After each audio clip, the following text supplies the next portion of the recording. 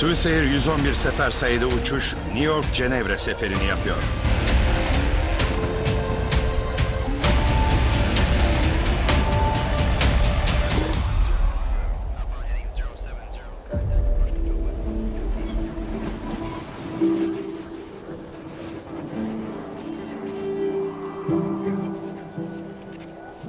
...2 Eylül 1998 gecesi.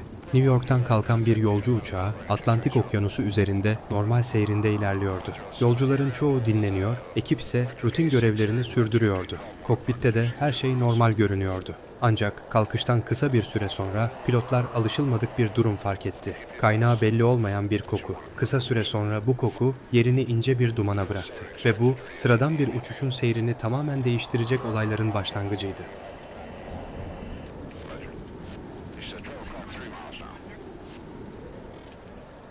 Swissair uçuş 111 kazasına geçmeden önce bu uçuşu gerçekleştiren uçağa ve Swissair firmasına biraz daha yakından bakalım. Bu tarz içerikleri desteklemek için videoyu beğenip abone olabilirsiniz.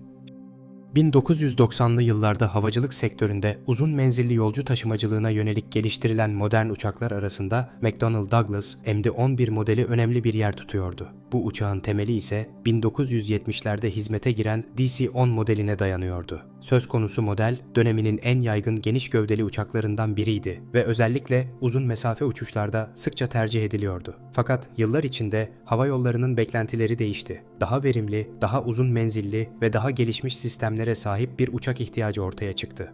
Bu ihtiyaç doğrultusunda geliştirilen yeni model 1986 yılında tanıtıldı. 3 motorlu tasarımıyla dikkat çeken bu uçakta 2 motor kanatların altında, 3. motor ise kuyruğun arka kısmında yer alıyordu. Bu yapı uçağa hem ayırt edici bir görünüm kazandırıyor hem de uzun mesafeli uçuşlarda performans avantajı sağlıyordu. Yaklaşık 285 ile 320 arasında yolcu taşıyabilen bu uçak yalnızca kapasitesiyle değil, teknolojik donanımıyla da öne çıkıyordu. Kokpit dönemi için oldukça gelişmişti. Dijital uçuş yönetim sistemleri, gelişmiş otopilot ve çok ekranlı göstergeler sayesinde pilotların iş yükü azaltılmıştı. Bu sayede uçak 2 pilotla güvenli şekilde yönetilebiliyordu. Uzun menzili ve yakıt verimliliği sayesinde özellikle Atlantik aşırı uçuşlarda tercih edilen bir model haline geldi ve Swissair 111 numaralı seferi de bu uçakla gerçekleştiriliyordu.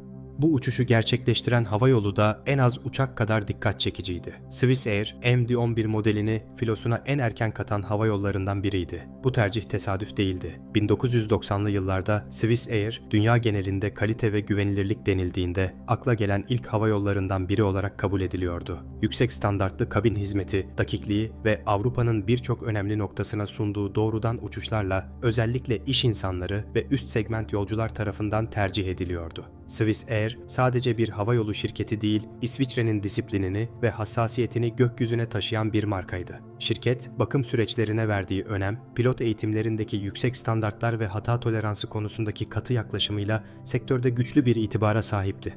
Kazaya karışan uçak 1991 yılının Ocak ayında Swissair filosuna katılmıştı. Uçak, İsviçre'nin Vaud kantonunun adını taşıyordu ve özellikle Kuzey Amerika ile Avrupa arasındaki transatlantik hatlarda aktif olarak kullanılıyordu. 2 Eylül 1998 tarihine gelindiğinde bu uçak yaklaşık 36.000 uçuş saatine ve 6.400'den fazla iniş kalkışa ulaşmıştı. Tüm bakımları düzenli olarak yapılmıştı ve kayıtlarında dikkat çeken herhangi bir sorun bulunmuyordu. Bu nedenle deneyimli ve güvenilir kabul edilen bir hava aracıydı ve o güne kadar gerçekleştirdiği tüm uçuşları sorunsuz şekilde tamamlamıştı. 2 Eylül 1998 Çarşamba günü. John F. Kennedy Uluslararası Havalimanı her zamanki gibi yoğundu. Swissair 111 sefer sayılı uçuşu saat 20.18'de kalkış için hazırlanıyordu. Rota netti. New York'tan Cenevre'ye yaklaşık 7 saat sürecek bir transatlantik uçuş. Bu hat Swissair için hem yoğun hem de prestijli rotalardan biriydi. O gün uçakta 215 yolcu ve 14 mürettebat olmak üzere toplam 229 kişi bulunuyordu. Yolcular arasında dikkat çeken isimler de vardı. Jonathan Mann, eşi Mary Lou Clements Mann ile birlikte bu uçaktaydı. Clements Mann, Johns Hopkins Üniversitesi'nde görev yapan saygın bir bilim insanıydı. Çift, Cenevre'de düzenlenecek uluslararası bir sağlık konferansına katılmak üzere yola çıkmıştı. Diğer yolcular içinse bu uçuş sıradan bir yolculuktu. Kimi bir iş seyahatine gidiyordu, kimi uzun bir aradan sonra evine dönüyordu. Her şey sıradan bir gece uçuşu gibi görünüyordu. Kokpitte kaptan pilot Urs Zimmermann bulunuyordu. 49 yaşındaki Zimmerman, Swiss Air bünyesinde uzun yıllar görev yapmış deneyimli bir pilottu. Toplam uçuş süresi yaklaşık 10.000 saatti. Bu hattı defalarca uçmuştu ve New York-Cenevre rotasına oldukça hakimdi. Sakinliği, karar verme yeteneği ve prosedürlere bağlılığıyla tanınıyordu. Sağ koltukta yardımcı pilot Stefan Löw bulunuyordu. 36 yaşındaki Löw, sivil havacılık kökenli deneyimli bir pilottu ve yaklaşık 4800 saatlik uçuş tecrübesine sahipti. Bunun önemli bir kısmını MD-11 üzerinde edinmişti. Kokpitteki iki pilot arasında dengeli ve profesyonel bir iletişim hakimdi. Ne gereğinden fazla resmi ne de fazla rahat. Her şey prosedürlere uygun ve kontrollü bir çalışma düzeni içinde ilerliyordu. Kabin tarafında ise deneyimli bir ekip görev yapıyordu. Başkabin görevlisi liderliğinde toplam 12 kabin memuru, yolcuların güvenliği ve konforundan sorumluydu. Kalkış öncesi tüm kontroller planlandığı şekilde tamamlandı. Uçak hazırdı. Hava koşulları uygundu ve yakıt hesaplamaları yapılmıştı. Saat 20.18'de MD-11 pistten havalandı. Uçak Atlantik üzerindeki gece uçuşu için tırmanışına başladı. Uçuşun ilk yarım saati planlandığı gibi ilerledi. Uçak tırmanışını tamamlayarak seyir irtifasına ulaştı. Motorlar normal değerlerde çalışıyor, otopilot sistemi uçağı stabil şekilde rotasında tutuyordu. Hava trafik kontrolüyle yapılan telsiz iletişiminde de herhangi bir sorun yoktu. Kabin tarafında ise uçuşun rutini başlamıştı. Yolculara akşam yemeği servis edilmiş, içecekler dağıtılmıştı. Işıklar kademeli olarak azaltılmış, kabin daha sakin bir atmosfere bürünmüştü. Bazı yolcular uyumaya hazırlanıyor, bazıları ekranlarına odaklanmıştı. Uzun menzilli gece uçuşlarının o tanıdık düzeni oluşmuştu. Kokpitte de durum farklı değildi. Kaptan pilot Zimmerman ve yardımcı pilot Löw standart prosedürleri takip ediyor, uçuş parametrelerini kontrol ediyor ve aralarında kısa, rutin konuşmalar yapıyordu. Her şey kontrol altındaydı. Atlantik üzerindeki gece uçuşları genellikle bu şekilde geçer. Dışarıda mutlak bir karanlık, içeride ise düzenli ve sakin bir akış. Kalkıştan yaklaşık 53 dakika geçmişti. Saat 21.10'du ve o saate kadar her şey normal görünüyordu. Tam bu sırada kaptan pilot Urs Zimmerman kokpitte alışılmadık bir koku fark etti. Koku elektrik yanığını andırıyordu. İlk aşamada ciddi bir arıza izlenimi vermiyordu ve bu tür durumlar zaman zaman kısa süreli olarak görülebiliyordu. Ancak koku kısa sürede daha belirgin hale geldi. Birkaç saniye içinde kokpitte ince bir duman oluştu. Zimmerman ve yardımcı pilot Stefan Löw durumu fark eder etmez standart prosedürleri uygulamaya başladı. Sistemler kontrol edildi, devre kesiciler gözden geçirildi ve kabin ekibine bilgi verildi. Aynı anda dumanın kaynağı belirlenmeye çalışılıyordu. Yapılan kontrollerde belirgin bir arıza kaynağı tespit edilemedi. Buna rağmen kokpit içindeki duman artmaya devam etti. Yaklaşık 4 dakika sonra saat 21.14 civarında Zimmerman hava trafik kontrolüyle iletişime geçerek PAN çağrısı yaptı. Bu çağrı acil bir durumun başladığını ve uçuşa öncelik verilmesi gerektiğini ifade eder. Ekip en yakın uygun havalimanına yönelmeye karar verdi. Bu noktada tercih edilen meydan Halifax-Stanfield Uluslararası Havalimanı oldu. Uçak bu meydana yaklaşık 65 deniz mili mesafedeydi.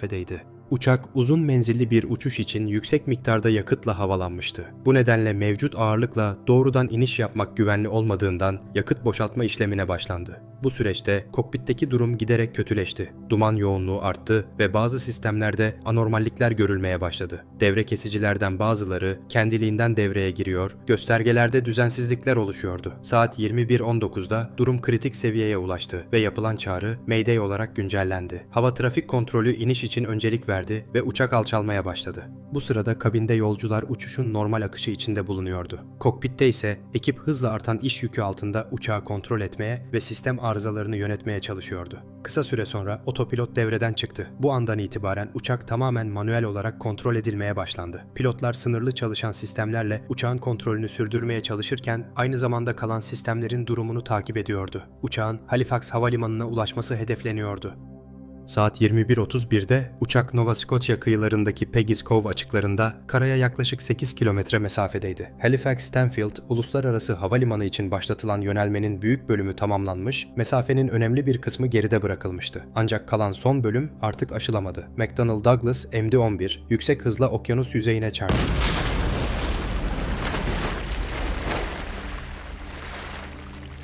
Çarpmanın etkisiyle uçak kısa sürede parçalandı ve enkaz geniş bir alana yayıldı. Bu sırada hava trafik kontrolü radar ekranında uçağa ait sinyali kaybetti. Telsiz iletişimi kesildi ve yapılan çağrılara herhangi bir yanıt alınamadı. Kalkıştan bu yana 1 saat 13 dakika geçmişti. Acil durum bildiriminin üzerinden ise yalnızca 16 dakika geçmişti. Kazanın ardından bölgeye ilk ulaşanlar çevrede bulunan yerel balıkçılar oldu. Uzakta gördükleri ışık parlamasını takip ederek olay yerine yaklaştıklarında deniz yüzeyine yayılmış enkaz parçalarıyla karşılaştılar. Durumun bildirilmesiyle birlikte Kanada Sahil Güvenliği, arama kurtarma ekipleri, helikopterler ve askeri birlikler hızla bölgeye sevk edildi. Kısa sürede geniş çaplı bir operasyon başlatıldı. Gece karanlığı, düşük su sıcaklığı ve enkazın geniş bir alana yayılmış olması çalışmaları zorlaştırıyordu. Yapılan aramalarda kurtulan kimseye ulaşılamadı. Uçakta bulunan 215 yolcu ve 14 mürettebatın tamamı hayatını kaybetti. Bölgedeki su derinliği yaklaşık 55 metreydi. Enkazın büyük bölümü okyanus tabanına inmişti. Günler süren çalışmalar sonucunda uçağın uçuş veri kaydedicisi ve kokpit ses kayıt cihazı bulunarak inceleme için laboratuvara gönderildi. Bu sırada 229 kişinin yakınları dünyanın farklı yerlerinde gelecek haberi bekliyordu. Soruşturma, Kanada Ulaşım Güvenliği Kurulu tarafından yürütüldü. Yaklaşık 5 yıl süren incelemenin ardından 27 Mart 2003'te yayımlanan nihai rapor, havacılık tarihinin en kapsamlı kaza araştırmalarından biri olarak kabul edildi. Araştırmanın odağında tek bir soru vardı: uçağın tavan bölümünde ne yanıyordu? Kazadan aylar önce uçağa IFEN adı verilen bir sistem eklenmişti. Bu sistem, yolculara koltuk ekranları üzerinden video hizmeti sunan bir uçuş içi eğlence ağıydı. Bu sistemin kabloları kokpitin hemen arkasındaki tavan boşluğundan geçirilmişti. Bu alan dar, kapalı ve erişimi oldukça zordu. Soruşturma, yangının bu kablo sisteminde oluşan bir elektrik arkıyla başladığını ortaya koydu. Kısa süreli bu elektrik boşalması, çevresindeki yalıtım malzemesini tutuşturmaya yetmişti.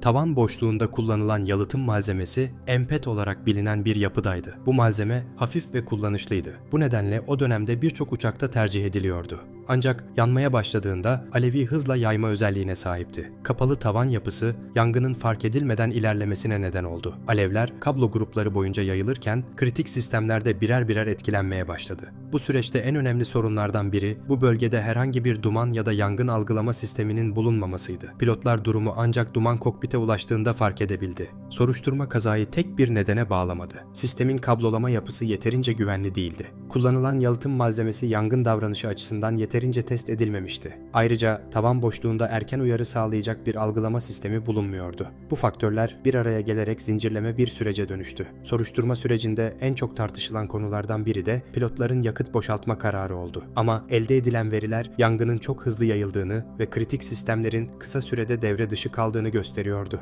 Bu nedenle farklı bir kararın sonucu kesin olarak değiştireceğini söylemek mümkün değildi. Bu olayın ardından havacılık endüstrisinde önemli değişiklikler yapıldı. Empet türü yalıtım malzemelerinin kullanımı yasaklandı ve birçok uçakta değişim programları başlatıldı. Uçaklara sonradan eklenen sistemler için daha sıkı sertifikasyon kuralları getirildi. Ayrıca tavan ve duvar boşluklarına duman algılama sistemleri eklenmesi zorunlu hale geldi. Kazanın etkileri yalnızca teknik düzenlemelerle sınırlı kalmadı. Swiss Air bu olayın ardından ciddi bir güven kaybı yaşadı. Zaten devam eden finansal sorunlarla birleşen bu durum şirketin sürdürülebilirliğini zorlaştırdı. 2002 yılında Swiss Air faaliyetlerini durdurdu ve iflas etti. Uzun yıllar boyunca Avrupa'nın en saygın havayollarından biri olarak kabul edilen bu marka böylece havacılık tarihindeki yerini aldı. 2 Eylül 1998'de o uçağa binen insanlar o sabah muhtemelen sıradan bir yolculuğa çıktıklarını düşünüyordu. Hiçbiri uçağın içinde başlayan görünmez bir tehlikenin farkında değildi. Zaten fark edemezlerdi. Swiss Air Flight 111 kazası havacılıkta risklerin her zaman dışarıdan gelmediğini gösterdi. Bazen en büyük tehlike sistemlerin içinde görünmeyen bir noktada başlar ve o noktada zaman en kritik faktör haline gelir. Kazanın ardından hayatını kaybeden 229 kişi anısına Nova Scotia kıyılarında 2 ayrı anıt inşa edildi. Bu anıtlardan biri Peggy's Cove yakınlarında, diğeri ise Bayswater Memorial Site bölgesinde yer alır. Her ikisi de Atlantik Okyanusu'na bakacak şekilde konumlandırılmıştır. Anıtların üzerinde yaşamını yitirenlerin isimleri yer alır ve o gece yaşananları hatırlatmaya devam eder. Bugün bu noktalar yalnızca bir kazanın değil, aynı zamanda kaybedilen hayatların sessiz ve derin birer hatırası olarak varlığını sürdürmektedir. Bu videoda aktardığımız bilgiler, Kanada Ulaşım Güvenliği Kurulu'nun resmi nihai raporu, görgü tanıklarının ifadeleri, arşiv haberleri ve kapsamlı havacılık araştırma kaynaklarına dayanmaktadır. Anlatımın akıcılığı için bazı sahneler hikayeleştirilmiş biçimde kurgulanmıştır. Ancak tüm teknik detaylar ve olayların kronolojisi, Swiss Air 111 kazasının gerçek kayıtlarına dayanmaktadır. Bu olay hakkında ne düşünüyorsunuz? Görüşlerinizi yorumlarda paylaşabilirsiniz. Ayrıca ele almamızı istediğiniz başka olaylar varsa yazmayı unutmayın. Videoyu beğenip kanala abone olarak bize destek olabilirsiniz. İzlediğiniz için teşekkür ederiz. Bir sonraki havacılık kazaları videosunda görüşmek üzere. Kendinize iyi bakın.